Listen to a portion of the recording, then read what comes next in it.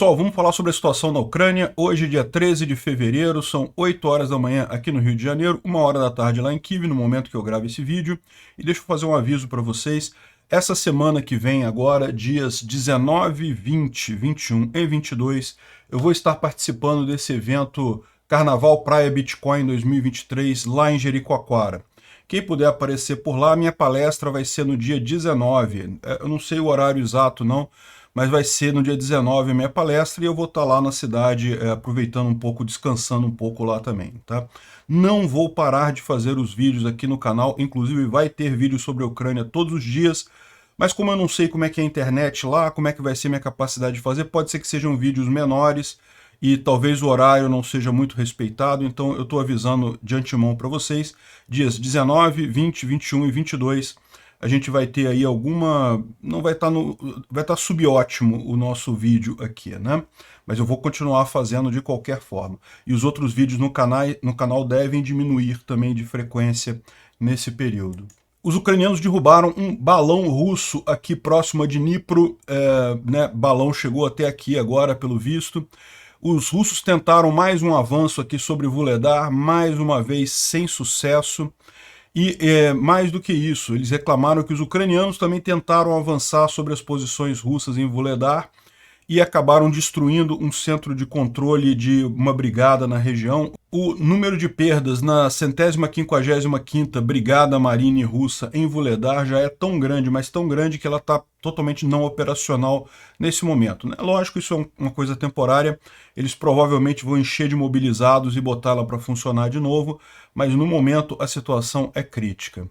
E, bom, em Bakhmut a cidade foi selada pelos ucranianos. O que significa isso? Os ucranianos estão expulsando todos os civis de lá e não deixam nenhum civil entrar na cidade de Bakhmut a partir de hoje.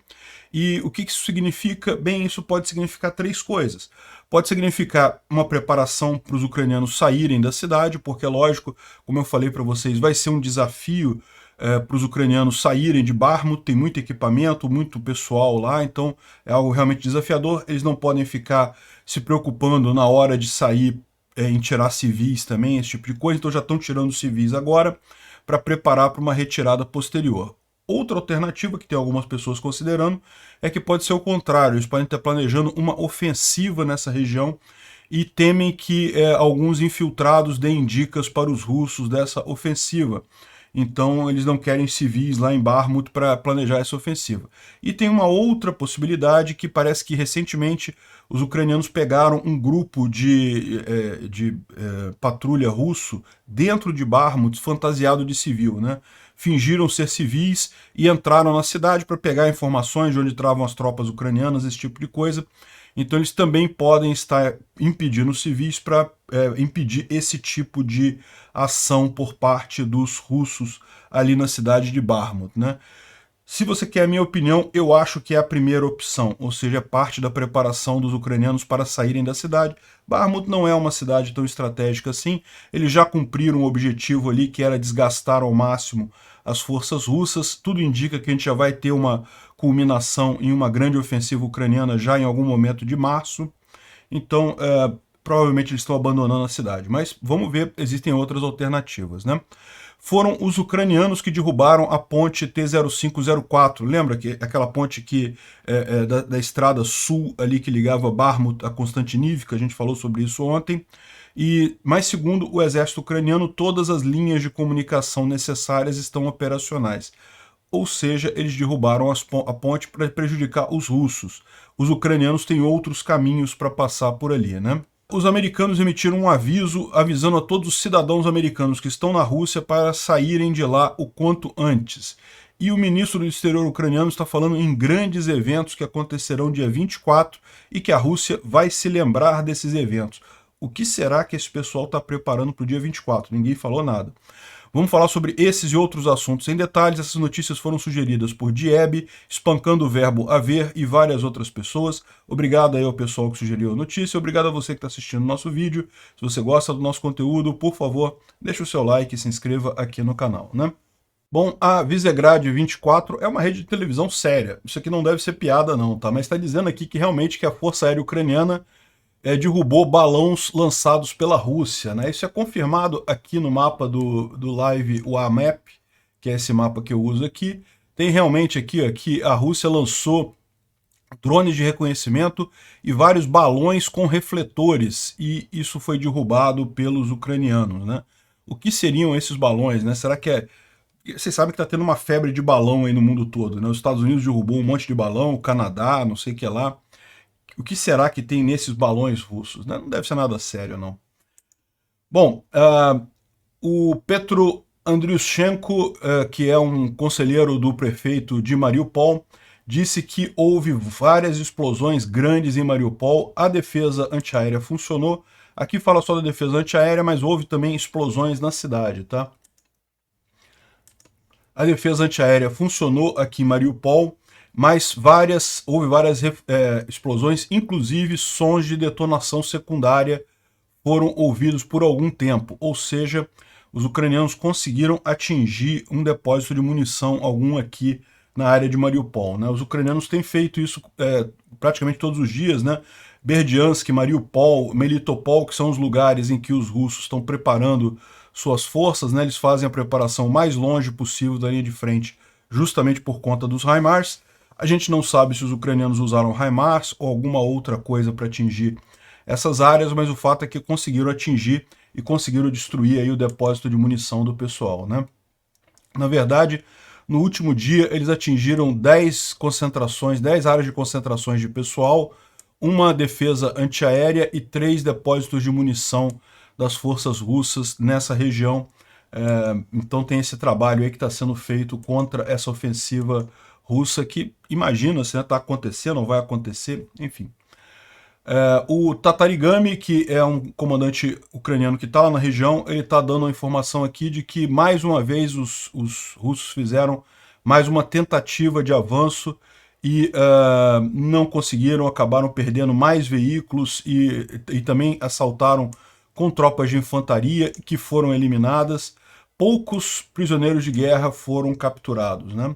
Isso aqui, então, é uma atualização que ele fez no final do dia de ontem, né? Então, essa é a situação. Tem mais umas imagens aqui de tanquezinhos explodindo em Minas, lá em Vuhledar, mas isso já ficou tão comum lá que... Pronto, mais um ali, né? Teve também a tentativa dos russos de avançar ali com ondas humanas ali, né? Aqueles grupos pequenos de infantaria tentando avançar, mas também sem sucesso na região, né? O Khodakovsky, que é um comandante russo que está na região ali também. Na verdade, o Khodakovsky ele é ucraniano, mas ele é um dos ucranianos que debandou para o lado dos russos, né? De qualquer forma, ele comanda um grupamento ali na região de Vuhledar, do lado dos russos. E ontem, ele falando que ontem o inimigo tentou entrar em nossas formações à esquerda de Vuhledar, né? Ou seja, o inimigo que ele chama aqui são os ucranianos, evidentemente, né? Mas eles foram descobertos e repelidos, né? Embora eles conseguiram andar ali na região por algum tempo antes de serem repelidos, né? E aparentemente, chateados pela falha, eles atingiram à noite com HIMARS um posto de comando do Vostok, e um companheiro deles lá, um camarada deles lá, um oficial de staff, morreu, né? Aí depois ele explica aqui como que, na opinião dele, um posto de comando de batalhão é algo mais sério do que um posto de comando do exército, né? Porque, segundo ele, o posto de comando do batalhão é onde são coletadas as informações e processadas e não sei o que lá. Não sei se seria realmente verdadeiro, mas enfim. O inimigo, causou algum dano, né, no exército. Mas, no final das contas, não tem problema, a gente tem comunicação duplicada e outros controles e outros canais de controle, então ele não vai esperar paralisar a nossa defesa nesse setor. Se ele esperava paralisar a nossa defesa nesse setor, ele não teve sucesso. Ou seja, os ucranianos atingiram aqui na região de Vuhledar. Ele falou à esquerda de Vuhledar, né? Então, a esquerda de Vuhledar deve ser aquelas tropas que eles estavam tentando avançar aqui em direção a Bohoyavlenka, né, e não conseguiram, coisa. Devem ser essas tropas que foram infiltradas e que tiveram o posto de comando destruído, né. E bom, com mais esses ataques aqui falhos em Vuhledar, saiu ontem na Político uma matéria dizendo que a Rússia pode ter perdido uma brigada de elite inteira próximo a uma cidade de mineração de carvão, né? Vocês sabem, Vuhledar, eu acho que é justamente carvão, alguma coisa assim em ucraniano. A cidade é justamente uma cidade que existe em função da mina de carvão, né? Aqui tem a cidade de Vuhledar, a mina de carvão fica essa região aqui, ó, onde tem essa área cinza aqui, Vuhledar aqui. Então isso aqui é uma grande mina de carvão, a cidade vive em função dessa mina, né? E a Rússia tentou e tal, então estão falando aqui do batalhão da brigada de elite, né, dos marines russos, a 150ª, e que já teria perdido mais de 50% do seu pessoal e coisa e tal, sendo que, na verdade, já é a terceira vez que ela é considerada fora de combate, né? O ideal num exército, quando você tem uma unidade que mais do que tantos por cento dela foram destruídos, ela está fora de combate. Você tem que repor aquela unidade, porque se você deixar ela morrer toda, aí acaba, né? Não tem como refazer de novo. Já vai ser a terceira vez que eles fazem isso com essa unidade lá na Ucrânia. Primeiro, essa unidade estava lá em Bucha e Irpin, vocês lembram, lá no norte, no início da guerra, inclusive cometendo crimes de guerra por lá, e lá ela foi dizimada também, e aí foi reconstituída, e daí fez um ataque a Pavlivka ano passado, que também destruiu uma grande quantidade dela, teve que ser recomposta agora, e agora pela terceira vez está sendo recomposta, né? E a grande questão é essa, né? O que será que restou da tropa de elite original mesmo? Porque cada vez que você repõe com mobilizados, né, que não são de elite, então são recém-entrados ali, não tem certamente o mesmo treinamento que o resto dos combatentes. Em que momento, até quando isso consegue ser feito, né? É lógico, não é que vai acabar essa brigada, né, como eu falei, ela vai ter que ser colocada na retaguarda para ser recomposta e mais adiante voltar à batalha, mas de qualquer forma o grau de prejuízo nela é bastante significativo, né? Aqui, eles estão falando aqui que na última semana o inimigo perdeu em torno de 130 unidades de equipamento, inclusive 36 tanques. É realmente uma coisa impressionante. E mais uma vez, se em Vuhledar está tudo bem, o mesmo não pode ser dito do resto da linha de frente. A gente vai ver que houve avanços em vários lugares da linha de frente pelos russos, né? Particularmente em Bakhmut, a situação é muito complicada. A gente falou ontem sobre Krasnohoran, que foi entregue pelos ucranianos para os russos. A briga agora está em Paraskovlivka. E a questão é, ontem foi emitida a ordem que a partir de hoje Bakhmut está selada. O que significa isso? Que todos os civis que estão na cidade devem sair de lá e que não podem entrar civis na cidade. Então toda aquela coisa que teve equipes de médicos tentando evacuar civis de Bakhmut, equipes de televisão fazendo reportagem em Bakhmut, tudo isso acabou, não tem mais. Agora é só militar em Bakhmut. A verdade é que a cidade já está muito destruída, né? Já não tem mesmo condições de ninguém viver aqui na cidade. Mas isso daí é uma decisão interessante, porque por que os ucranianos estão fazendo isso, né? Até aqui o pessoal podia chegar para apoio médico e coisa e tal, e aí tem um monte de suspeitas, né? Por exemplo, ontem teve o caso de 2 médicos americanos que estavam fazendo serviço humanitário em Bakhmut e vieram a óbito porque foram atingidos por um míssil russo, né? Então a situação em Bakhmut é perigosa mesmo, né? Mesmo para civil que está fazendo trabalho de emergência, em tese isso deveria ser respeitado, né? O trabalho humanitário não deveria ser alvo de ataque dos russos, mas você sabe como é que é. No final das contas, não tem muito como impedir esse tipo de coisa, então o que aconteceu foi isso daí. Isso é uma alternativa. Eles querem evitar, para a segurança dos civis. Teve também recentemente uma reportagem, uma equipe de reportagem que foi surpreendida por um bombardeio a 200 metros da equipe de reportagem. Se não me engano, uma equipe alemã, o pessoal ficou apavorado e coisa e tal, né? A gente mostrou aqui alguns dias atrás uma repórter também pulando o tempo todo lá, porque né, começava a fazer entrevista, explodia a bomba perto. Então isso é uma possibilidade. Simplesmente os ucranianos estão preocupados com o risco a civis ali em Bakhmut e não querem deixar eles entrar. Uma possibilidade. Outra possibilidade que está sendo colocada é justamente de que os ucranianos estão preparando a retirada da cidade. Isso faz sentido também. Se você vai fazer uma retirada da cidade, isso não é uma operação simples, são muitos ucranianos que tem aqui, muito equipamento, muita munição, muita coisa. É um desafio logístico enorme fazer uma evacuação dessa cidade com sucesso, uma evacuação controlada.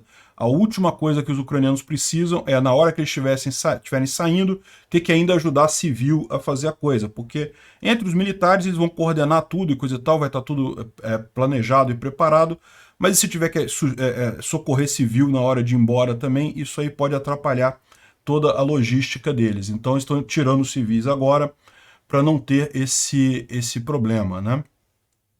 É lógico, o civil que quiser ficar lá em Bakhmut, né, vai acabar ficando, mas aí ele já está por conta dele, ele sabe que não vai ter ajuda mais adiante, né?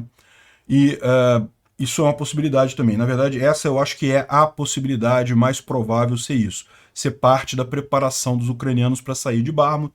Como eu falei para vocês, Bakhmut não é uma cidade estratégica nem para a Ucrânia, nem para os russos.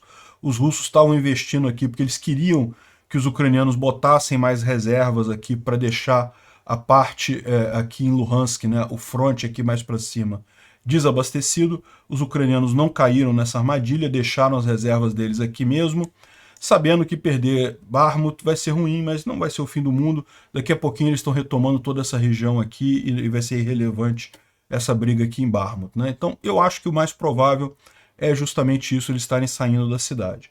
Agora, tem gente achando também que é o contrário, eles estão tirando os civis dali justamente porque eles podem estar planejando uma grande ofensiva nessa região, né? Isso não seria estranho, já tem gente falando dessa ofensiva ucraniana em Bakhmut há algum tempo, ou seja, à medida que o objetivo dos ucranianos aqui sempre foi desgastar as tropas russas, né? À medida que as tropas russas aqui são cada vez mais desgastadas e estão numa posição que não é uma posição defensiva forte, os ucranianos iniciarem uma ofensiva a partir dali pode ser algo significativo, e o fator surpresa é muito importante. E para ter esse fator surpresa, eles não podem correr o risco de ter pessoas que denunciem essa manobra, daí tirar os civis todos de lá, né? Por mais que a maior parte dos ucranianos apoie a Ucrânia, não seja favorável aos russos, sempre tem um ou outro, sempre tem esse risco, né?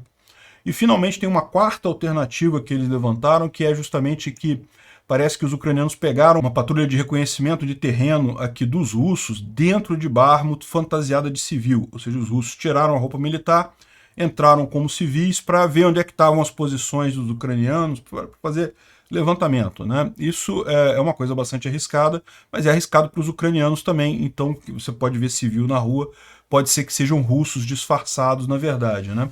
Então pode ser por qualquer um desses motivos que eles fecharam a cidade para civis, mas como eu disse para vocês, o meu chute, se eu tivesse que chutar, eu chutaria que eles estão deixando a cidade de Bakhmut, né? Realmente ficou muito complicado, aquilo que eu expliquei para vocês. Ainda tem muitas rotas menores aqui, mas fazer a logística de tirar todas essas tropas, todos esses equipamentos daqui, não é moleza, e eles têm que aproveitar enquanto eles ainda têm pelo menos uma estrada totalmente livre aqui, sem nenhum risco para fazer isso agora. Se deixar para mais adiante, provavelmente não vão conseguir fazer, vão acabar deixando muito equipamento, muita munição para os russos aqui, né?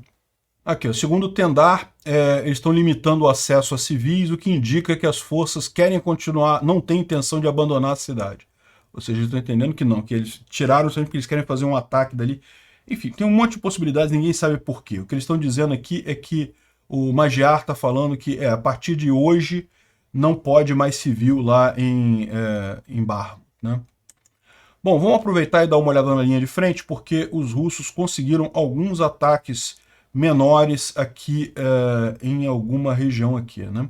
Bom, na verdade em toda a linha de frente, com exceção de Vuhledar.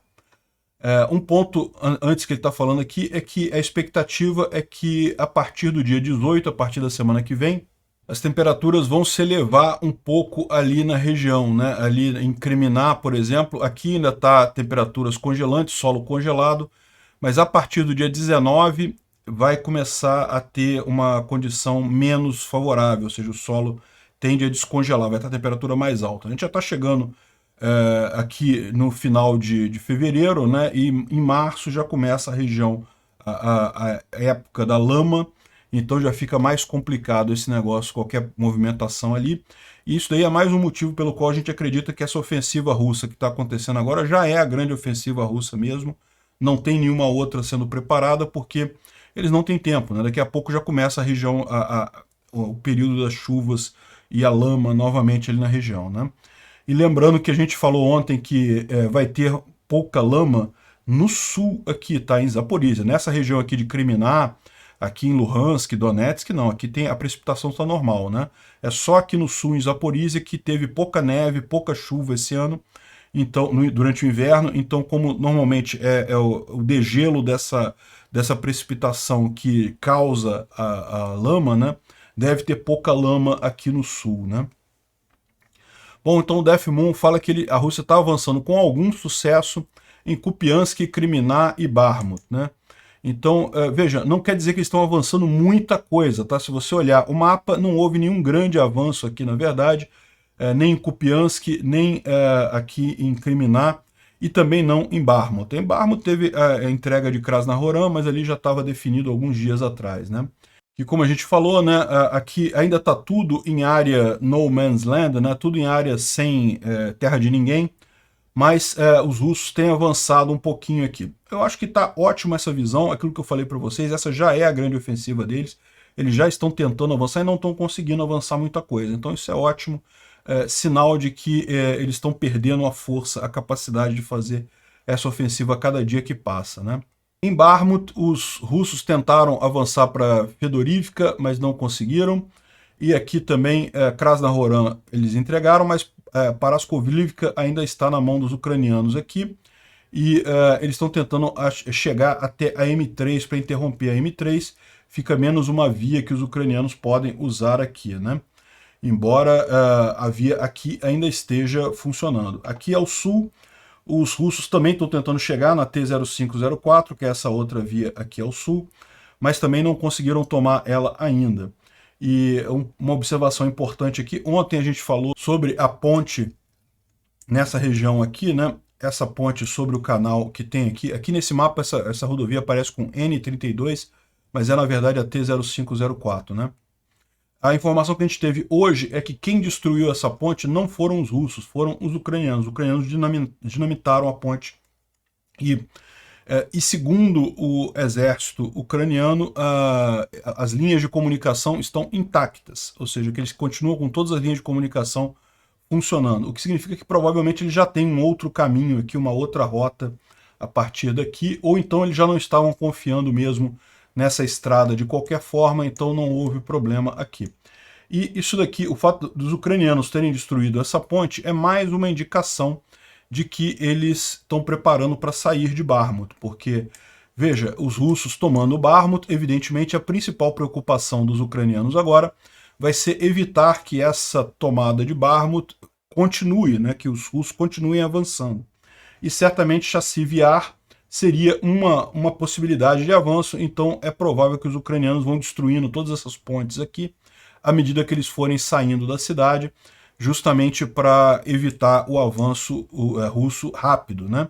É lógico, esses rios aqui não são grandes rios, tudo isso aqui pode ser consertado com pontes temporárias. Os próprios ucranianos já destruíram todas as pontes que tem desse rio aqui no centro de Bakhmut, mas lógico, botaram pontes temporárias aqui para eles usarem. Mas o importante é que isso faz com que os russos percam tempo, eles não vão ter tempo para continuar essa ofensiva mais adiante na saída de Bakhmut, né? Aqui é uma visão aérea dos satélites, né? E dá para ver muito bem aqui pela posição da artilharia aqui na neve, né? Onde é que estão as principais batalhas, né? Blahodatne foi tomada pelos russos. Aqui estão as posições ucranianas que os russos conseguiram tomar, e isso permitiu eles avançarem aqui por essa ravina até a M3, a gente falou sobre isso outro dia, e Krasnohoran foi entregue, e agora a briga está aqui em Paraskovivka, que é justamente isso daqui, né? A M3 ainda está operacional, eles ainda conseguem usar ela, mas evidentemente está muito perto da linha de frente aqui para ser, por exemplo, a rota de saída ali, né? Aqui ele está falando sobre as tentativas russas de chegar em Chasiv-Yar para cortar a T-0504, mas que não tiveram sucesso ainda. E eles estão falando aqui sobre um grupo de sabotagem russo que foi pego em Bakhmut, e por isso, né, a Bakhmut seria fechada para civis. Então isso é uma das possibilidades aí desse tipo de coisa, né? E desse fechamento de Bakhmut seria justamente para evitar esses grupos de sabotagem disfarçados de civis. E aqui ele fala também que provavelmente estão fechando tudo preparando para uma retirada, que é o que eu acho também que vai acontecer. Pode também ser um contra-ataque, mas seria pouco provável. Enfim, eu acho que é isso daí, né? E teve também tentativa russa de avanço aqui sem sucesso na região de Donetsk, em Pervomaisk, Marinka e também aqui em Vuhledar, e tudo sem sucesso. Nessa região aqui não tiveram sucesso, né? Mas como ele explicou aqui em cima, aqui em Bakhmut, em Kriminá e em Kupiansk, houve sim algum avanço russo nessa ofensiva. Isso é normal, como a gente falou, era esperado que os russos, com essa quantidade enorme de pessoas e equipamentos que eles juntaram, eles conseguissem avançar alguma coisa. A questão é que justamente está um avanço muito pequeno, ou seja, é algo que está controlável pelos ucranianos, não deve gerar grandes preocupações isso daqui, né? O Instituto para Estudo da Guerra fala aqui sobre a capacidade russa de fazer campanhas de informação, né? Isso é um ponto curioso, né? Segundo ele está dizendo aqui, eles reganharam a capacidade de fazer algumas campanhas de informação com sucesso, né? Como a gente sabe, os russos sempre foram muito famosos pela capacidade de fazer desinformação, de espalhar intriga, de criar notícia falsa, esse tipo de coisa. Eles sempre foram muito conhecidos por isso. Mas como eu tenho apontado já aqui em vários vídeos, inclusive, eles acabaram falhando miseravelmente nessa guerra, né? Aqui no Brasil até tiveram algum sucesso, tá cheio de gente acreditando de fake news de Russet por aí, mas onde realmente importava para os russos, que é nos Estados Unidos e na Europa, e na própria Ucrânia, eles não tiveram esse sucesso todo, as ideias malucas deles lá não prosperaram, né? E, inclusive, a gente falou sobre várias dessas coisas aqui, e o que ele está se referindo aqui é justamente que conseguiram essa capacidade, porque aquele caso do gasoduto Nord Stream, do repórter que falou, a gente já explicou ontem isso, que é fake news, é mentira, quem explodiu o gasoduto foi a Rússia, eles só não falam isso, o motivo pelo qual a Suécia e a Dinamarca não falam que foi a Rússia, eles sabem que foi a Rússia, mas eles não falam, é porque isso basicamente obrigaria a OTAN a ser acionado, o artigo 5º, e daí eles teriam que entrar nessa guerra e eles não querem. Eles preferem continuar apoiando a Ucrânia nessa guerra. E eu já expliquei isso tudo ontem, não vou explicar de novo. Se você tem alguma dúvida por que é falso o artigo, dá uma olhada no nosso vídeo de ontem. Eu expliquei as várias inconsistências. Lá tem um artigo de um cara lá que também tem as várias inconsistências na história lá que diz que foram os americanos que explodiram o gasoduto, né? Mas o fato é que essa campanha de informação conseguiu algum sucesso nos Estados Unidos, e a gente vai falar hoje aqui também de algumas outras campanhas que tem, particularmente aqui, aqui no Brasil, tem tido algum sucesso também. Mas o fato é que ainda é muito aquém do que a gente esperava dos russos, né? O pessoal tinha muito mais medo dessa campanha de desinformação russa. E daí ele fala sobre os objetivos desse tipo de campanha de desinformação, que é justamente convencer o Ocidente a não apoiar a Ucrânia, né, a não enviar armas e equipamentos para a Ucrânia, porque supostamente a Ucrânia não tem chance, que já perdeu a guerra e coisa e tal, e também visa mitigar as falhas russas, que são muito grandes, né. Fala também sobre campanhas, questão de nuclear, né, de dizer que não vão entrar em ataque nuclear, em guerra nuclear e coisa e tal. Mas enfim, isso não tem nenhuma lógica no final das contas. A minha visão é que o jornalista lá provavelmente é um ativo russo pago e conseguiu sucesso nesse caso, mas é um caso isolado, não vai mudar significativamente as coisas, né? Ao contrário, o ministro das Relações Exteriores da Ucrânia, o Kuleba, ele fez um discurso ontem na televisão falando que haverão grandes eventos em fevereiro, no dia 24 de fevereiro, que é o dia que marca o aniversário dessa guerra, né? E que a Rússia vai se lembrar disso, né? Ele fala que haverá importantes sinais políticos, Será que vamos ter aí a confirmação de que as aeronaves serão doadas à Ucrânia? Que mísseis de longo alcance como a ATACMS vão chegar na Ucrânia, né? E também haverão decisões de sanções a armas que serão símbolos de unidade. E isso acontecerá em todos os níveis, né? Então, segundo ele está dizendo, vai ser uma grande surpresa aí. É lógico que ele está focando do ponto de vista diplomático, do ponto de vista de acesso a armas e coisa e tal. Mas quando fala assim de grandes eventos, o pessoal está imaginando outra coisa, talvez uma ofensiva ucraniana, talvez alguma coisa assim, né? Não sabemos. Curiosamente, ontem a embaixada americana lá na Rússia emitiu um comunicado para os ucranianos, né? Um travel advisory, não viajar para a Rússia. Ou seja, isso aqui não é o primeiro que eles fazem não, tá? Já desde o início dessa guerra que eles falam que é para os americanos não viajarem para a Rússia e coisa e tal. Mas de tempos em tempos eles lançam esses avisos de novo para refrescar a memória da galera. Por quê? Porque americanos que estão lá na Rússia, na eventualidade dessa guerra escalar, ou do Putin ficar sem opções, ele pode acabar atingindo os americanos que estão na Rússia. Você lembra do caso daquela jogadora de basquete que foi presa com quantidade residual de uma droga no cigarro eletrônico dela, e com isso causou um problema danado. Ela foi presa lá na Rússia. Então, para os russos começarem a fazer esse tipo de coisa com os americanos que estão lá, pouco custa. Então, os americanos falaram para não viaja para a Rússia, não. Quem está na Rússia é melhor sair de lá. Bom, tem informações também dadas pelo Conselho de Segurança da Ucrânia que a Rússia está preparando um golpe na Moldova, né? Então, aliás, me corrigiram, eu falei que Moldova em português é Moldávia, era Moldávia, agora eles mudaram o nome, agora é Moldova mesmo, em português é o nome correto do país, Moldova. Então, beleza, esclarecido esse ponto. Moldova, para quem não sabe, é esse país aqui do lado da Ucrânia, entre a Romênia e a Ucrânia, e é um país que não é da OTAN, não está na OTAN ainda, tem uma região separatista aqui também, que na verdade foi a primeira região separatista de todas, surgiu lá em 1994, se não me engano, lá na década de 90, e que justamente serviu como modelo para as outras unidades, para a Rússia, né? Isso aqui foi a ação da Rússia. A Rússia chegou aqui, igualzinho fizeram aqui no Donetsk e Luhansk, mandaram militares, aqui só tem militar russo aqui, não tem, a população em si não tem revolta nenhuma, é os militares russos que estão fazendo essa região separatista aqui, né? E aí depois a Rússia usou isso aqui na Geórgia, também criou regiões separatistas aqui, e agora na Ucrânia, enfim.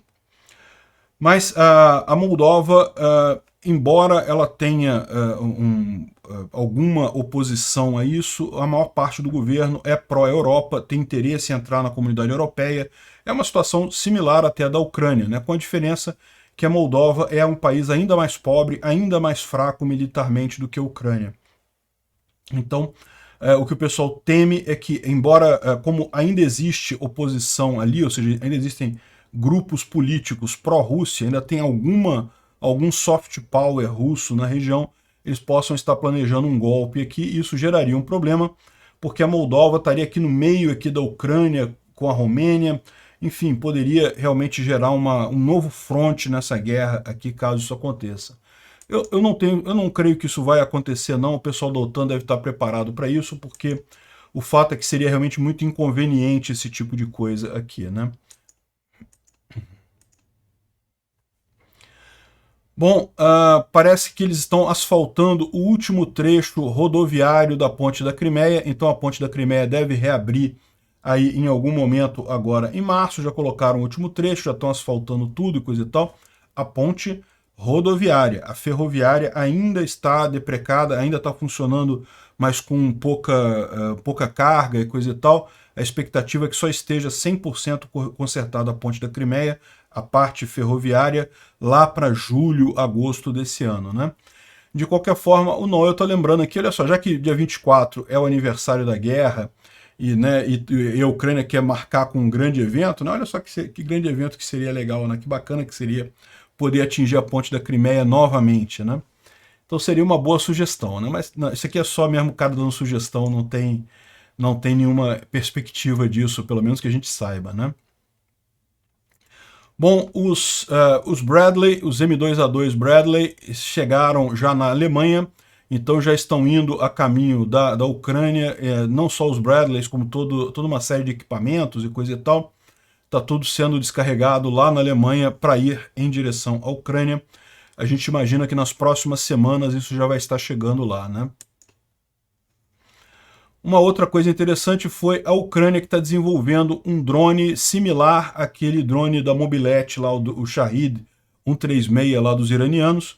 Os ucranianos estão fazendo o desenvolvimento de um drone similar, né? A ideia é justamente um drone com uma carga significativa, e é um drone lento, é um drone que é fácil de derrubar, mas como ele é muito barato, você pode fazer um monte deles e daí fica, é o que os russos estão usando contra a Ucrânia, esse Shahid 136, né? A maior parte deles é derrubada, mas um ou outro acaba passando, porque são muitos que são lançados de cada vez, e daí ele consegue atingir alguma coisa, e como ele tem uma carga, um payload grande, ele acaba causando algum dano, né, nessas coisas. Isso aqui é uma imagem de um teste que foi feito por uma companhia ucraniana que está desenvolvendo esses drones, né?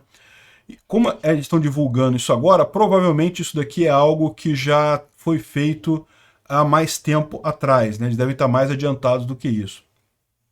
E aí eles estão falando aqui que a origem no RZ-60, que é um drone anterior que eles já tinham, é muito similar e coisa e tal, e fala de algumas semelhanças, e aqui algumas características do drone deles, que basicamente tem uma velocidade de 130 a 290 km por hora, ele é alimentado por gasolina, é de novo um motor de 2 tempos de combustão, ou seja, é uma mobilete também, vai fazer barulho de mobilete igual os drones iranianos, e pode chegar até 40 km, né? Na prática 300 km pode atingir, e o peso máximo que ele pode carregar 60 kg, 3 kg de explosivo, que é o payload, né? Então ele começa com uma catapulta pneumática, e para pousar ele pousa usando um paraquedas, se for o caso, né? Se não for usado como drone suicida. Esse daqui é o RZ-60, que ele é baseado, né? Agora, provavelmente o que eles estão fazendo aqui é justamente transformando isso em um drone suicida em grande quantidade para fazer esses ataques lá na guerra, né? O general SVR está falando que o Putin teve uma reunião com os comandantes dele lá na guerra, e que está decepcionado, que ele esperava ter alguma coisa até o dia 21 de fevereiro, e até aqui nada, né? E dia 21 de fevereiro já é logo ali, e até aqui os russos não conseguem nada. O máximo que pode ser que eles consigam é Bakhmut, se realmente os ucranianos estiverem saindo de lá e saírem muito rápido, pode ser que ele consiga isso, mas é bem possível que os ucranianos até decidam ficar lá até o dia 21, justamente para ele não ter esse trunfo, né, em termos de política interna. E daí o Putin ele reprimiu a liderança militar, dizendo que não conseguiram fazer nada, enquanto o grupo Wagner foi um exemplo do que conseguiram fazer, diz que Prigozhin é um líder competente, coisa e tal, e os militares asseguraram Putin de que eles vão ajustar essa situação e vão conseguir resultados significativos nos próximos 10 dias, né? O Putin demandou que até 21 de fevereiro tenha alguma coisa, ou então ele vai revisar um monte de coisa aí no comando, ou seja, provavelmente vai agir aí entre essas pessoas lá no comando militar russo, né? Bom, um dos mais importantes generais e comandantes lá da Força Armat, que é o Kadyrov, né, os Kadyrovitas lá da Chechênia, o cara foi hospitalizado com outras pessoas devido a um envelope envenenado, né? Então recebeu uma carta ensopada em toxina, e segundo eles estão dizendo aqui, ele logo percebeu o que era pelo aroma, e daí procurou um médico imediatamente para fazer lavagem das mãos e lavagem da narina e coisa e tal. Ainda assim teve que ser hospitalizado e coisa e tal, mas já não está correndo perigo, ele vai sobreviver, mas ficou alguns dias nisso daí, né? Tem aqui um relato do acontecido lá pelo Kadyrov, né? Está traduzido aqui, o nosso irmão herói da Rússia, não sei o que lá, né? Lógico, né? Os Kadyrovitas vão elogiar o cara, né? Comandante do 2º Corpo do Exército, o Alaudinov foi envenenado alguns dias atrás, no dia 8 de fevereiro, ele recebeu um envelope com uma mensagem do general, que na verdade era uma carta cheia de toxinas, né, cheia de veneno. Ele percebeu isso logo, então ele tomou medidas imediatas, lavou as mãos e as narinas, né, e foram imediatamente para o médico. Então conseguiram salvar, ficaram do dia 8 até agora, estão ainda em cuidados médicos, mas já estão fora de perigo, segundo ele diz aqui. Estão numa clínica em Moscou, ele e os dois soldados que estavam com ele quando ele recebeu o envelope, né? E lembra, né, a questão toda que a gente está mencionando é que teve essa tentativa de golpe do Kadyrov, do Prigozhin e do Surovikin ao Putin e ao Shoigu, e agora pode estar começando a ver aí o payback aí do FSB contra esse pessoal, né? Esse aqui é típico ataque do FSB, envenenar pessoas, né? Bom, o Grupo Wagner executou publicamente mais um dos condenados, né?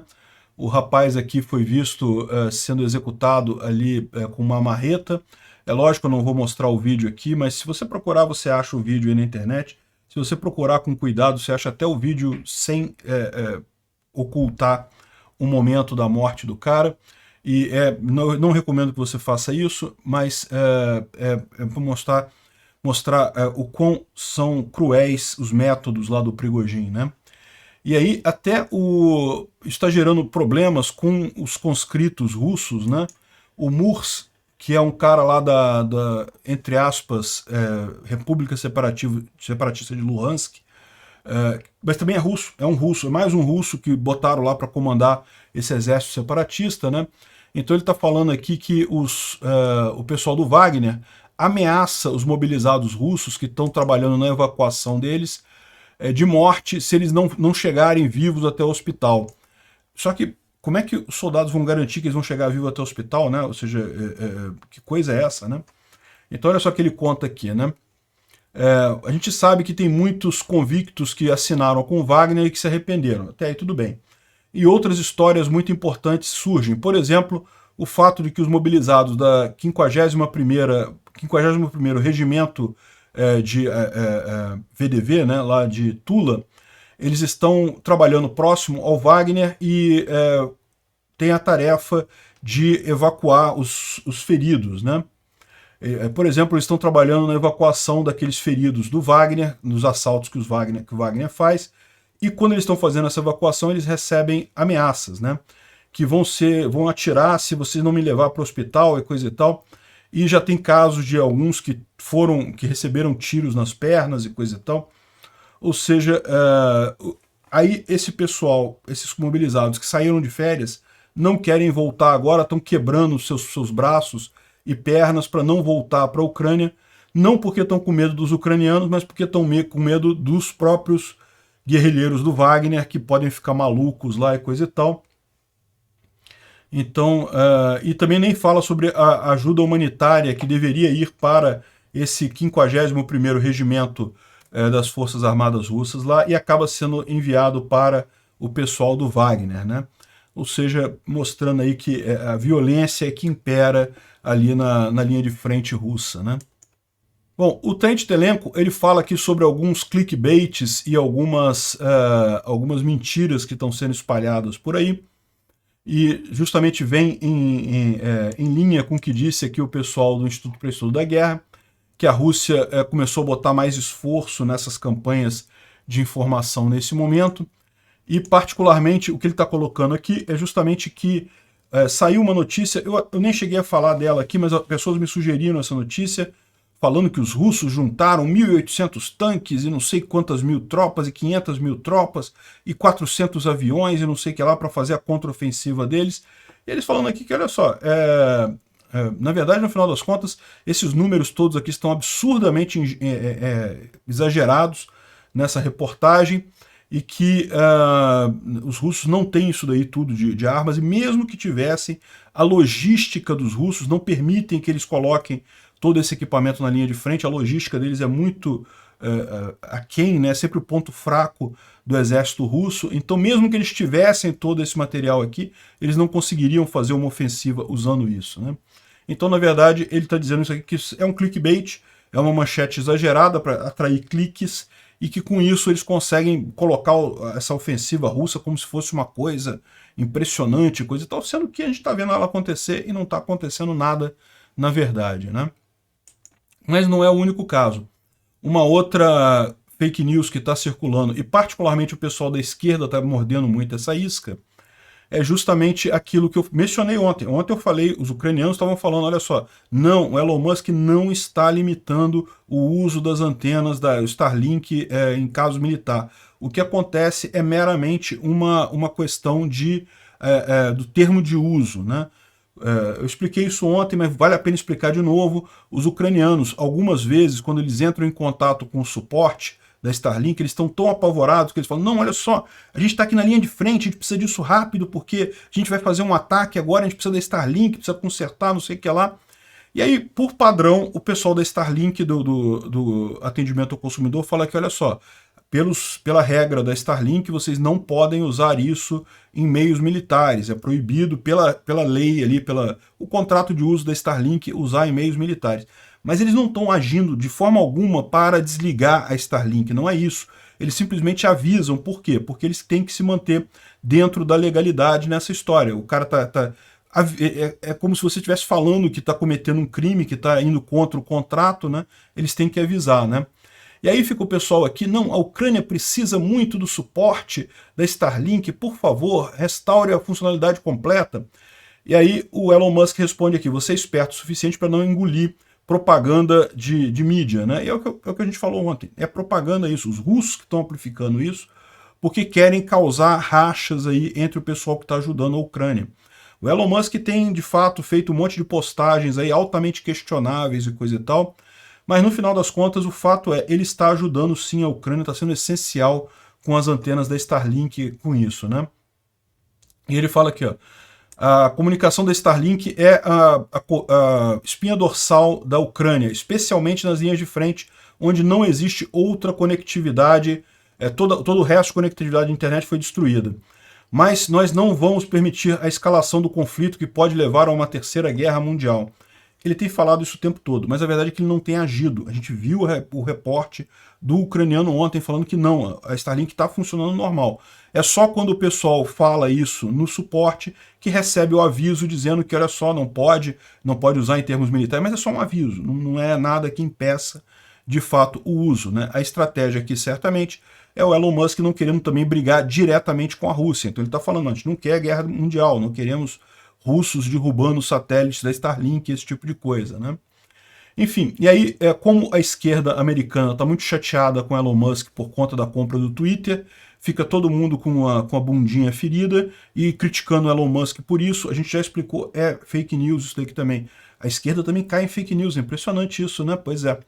E agora essa fake news aqui, cara, eu fico até chateado, eu nem quero falar esse tipo de coisa, porque é tão absurdo isso, que eu não acho que vale a pena, mas de vez em quando aparece alguém falando disso daqui, então talvez seja interessante entender essa grande fake news aqui do adenocromo. Qual que é essa fake news? Essa fake news é que existe uma droga produzida a partir da adrenalina humana, o adrenocromo, que seria usado como drogas, que a elite mundial gosta de usar essas drogas, e aí para produzir essas drogas o pessoal coloca crianças e assusta as crianças para elas produzirem adrenalina, e aí tira a adrenalina do sangue delas e produz o adrenocromo e coisa e tal, que vai ser usado pelas elites mundiais e coisa e tal. Cara, isso é falho em um monte de níveis, tá? Primeiro que o adrenocromo tem essa fama de ser uma droga, o adrenocromo existe, tá? É justamente a adrenalina oxidada. E havia essa conspiração, havia essa suspeita na época do LSD de que isso seria uma droga ainda mais potente que o LSD. Mas o fato é que se provou que não é uma droga, não funciona como alucinógeno no corpo humano. Então o adrenocromo não é nada, é uma substância que não tem efeito nenhum. E daí a ideia é justamente essa, que é a chamada calúnia de sangue, né, que, segundo o QAnon, as crianças estariam sendo sequestradas pelas elites globais esquerdistas, que podem ou não ser compostas de alienígenas reptilianos disfarçados, para sofrer tortura que leva a produzir adrenalina, que então é extraída Ou seja, não, isso não existe isso, né? E aí os russos, o que eles aproveitam disso? Eles dizem que os ucranianos estão fazendo isso, que tem laboratórios de adrenocromo na Ucrânia para extrair... Pelo amor de Deus, isso não tem lógica nenhuma, isso é uma conspiração tão maluca, tão sem sentido, que não tem nenhuma lógica isso. E, impressionantemente, ainda tem gente que cai nesse assunto. É um absurdo esse tipo de coisa, né? Bom, o que não é uma fake news é que muitas russas estão indo dar à luz na Argentina. A gente já falou sobre isso, né? Parece que agora, em apenas 3 meses, mais de 5.800 mulheres russas chegaram na Argentina com a intenção de dar à luz lá, né? E os argentinos estão investigando o caso. Segundo eles dizem, a gente não tem nenhum problema com pessoas de qualquer nacionalidade que queiram vir morar na Argentina, que queiram criar seus filhos aqui, que queiram investir na Argentina. O problema é que as pessoas vêm, pegam o passaporte e vão embora e não voltam nunca mais. É isso que eles estão fazendo. Na Argentina, e aqui no Brasil também, tá? Se uma pessoa nasce no Brasil ou na Argentina, ela é automaticamente brasileira ou argentina no caso. Né? Ou seja, se você nascer na Argentina, você é argentino. Não importa se seu pai chegou há meia hora atrás, é argentino. E daí, e além disso, fica muito fácil para os pais pedirem passaporte argentino para eles. Então o que o pessoal está fazendo? Quando vai ter um filho, eles vêm da Rússia para a Argentina, ficam lá na Argentina, eles escolhem a Argentina ao invés do Brasil, provavelmente porque o clima lá é mais próximo do que eles estão acostumados. E aí eles ficam lá durante um tempo, o filho nasce, ganha o passaporte argentino, eles dão entrada no passaporte argentino para os pais, e depois que conseguem tudo, conseguem os passaportes todos, voltam para a Rússia, nunca mais pisam na Argentina. Mas agora eles têm passaporte da Argentina, e daí é muito mais fácil de você viajar, você pode ir para 171 países sem visto da Argentina, enquanto os russos, no momento, só podem visitar 87 países. Os russos não podem ir em muitos países da Europa, exigem vistos para várias situações, então o passaporte argentino acaba sendo muito melhor do que o russo, e é o motivo desse tipo de imigração, né? Então, o curioso é isso daqui, porque isso daqui é um ponto de vista libertário, tá, gente? É o que eu falo para vocês. A gente está caminhando para um mundo libertário, um mundo em que governos têm muito pouco controle. E uma das coisas que acontece é justamente isso, a pessoa começando a fazer a engenharia nacional. O que é isso? Você escolher qual o melhor lugar para você ser cidadão daquele país, onde é que você vai abrir sua empresa. É o nomadismo digital, né? Como você pode, com muita facilidade, obter informações e coisa e tal, você pode ir para o país que for mais conveniente para o seu filho nascer, você pode ir para outro lugar para ter sua empresa, para abrir sua empresa. Já tem vários países aí com títulos de e-residence. A Estônia, por exemplo, faz isso. Você nem vai lá na Estônia, você faz tudo pela internet, e você ganha um visto, uma nacionalidade, um registro lá, que você pode abrir o seu negócio na Estônia. É lógico, você nem vai lá, então, aliás, é importante notar, você não ganha o direito de entrar na Estônia, mas você ganha uma residência lá, que você pode abrir a sua empresa lá, então você pode ter uma empresa lá para fins fiscais, para receber dinheiro e coisa e tal.